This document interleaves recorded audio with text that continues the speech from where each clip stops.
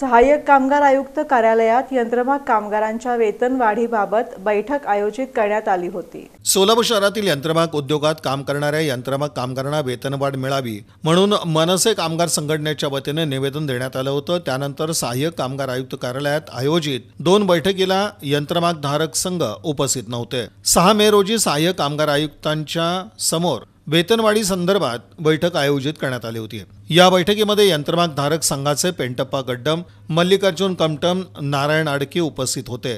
तसंच कामगार संघटनेचे पदाधिकारी श्रीधर गुंडेली, खजिनदार नागनाथ केदारी, महिला उपाध्यक्षा श्रीदेवी हिरेमठ, सदस्य सदानंद जडल, सदानंद क्यातम उपस्थित होते। यावेळी कामगार संघटनेच्या वतीनं कामगारांना 25% वाढ मिळावी म्हणून मागणी करण्यात आली। तसंच बॅक प्रोसेस कामगारांना दरमहा 1500 रुपये वाढ आणि रॅपर कामगारांना 8 तासामध्ये 80 रुपये, 12 तास काम करणाऱ्यांना 120 रुपये मिळावेत अशी मागणी करण्यात आली। सहाय्यक कामगार आयुक्त गायकवाड यांच्यासमोर चर्चा होऊन यंत्रमागधारक संघाने यंत्रमाग मालकांशी चर्चा करून पुढील निर्णय 14 मे रोजी घेण्याचं आश्वासन दिलं। औद्योगिक विवाद कायदा अधिनियम करार संपून 3 वर्ष होत आहेत असं श्रीधर गुंडेली यांनी मीटिंगमध्ये व्यक्त करून वेतनवाढीचा निर्णय त्वरित घेण्यात यावा अशी विनंती यंत्रमागधारक संघ आणि सहाय्यक कामगार आयुक्त यांना केली।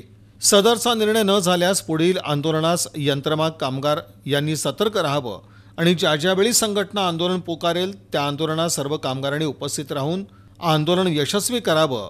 जोपर्यंत कामगारांना वेतनवाढ मिळत नाही तोपर्यंत आंदोलन चालूच राहील असा इशारा देण्यात आला। मनसे कामगार संघटनेचे सहाय्यक कामगार आयुक्त येथे आज वेतनवाढी संदर्भात बैठक आयोजित केली होती। या बैठकीस माननीय यंत्रमागधारक संघाचे अध्यक्ष पेंटप्पा गड्डम, मल्लिकार्जुन कमटम व त्यांचे पदाधिकारी उपस्थित होते। आज आपण यंत्रमाग कामगारांना 25% वाढ मिळायला पाहिजे अशी मागणी केली व इतरही बॅक प्रोसेस रॅपर कामगारांना त्यांनी विविध त्यांच्या उद्याप्रमाणे मागणी आपण आज मांडलेली आहे। यावर सखोल चर्चा होऊन आज यंत्रमागधारक संघाने त्यांच्या संघामध्ये सर्व यंत्रमाग कारखानदारांची बैठक घेऊन सकारात्मक निर्णय घेऊन असं त्यांनी वचन पुढील बैठक 14 तारीख 14/5/2025 रोजी सहाय्यक कामगार आयुक्त येथे ठेवलेले।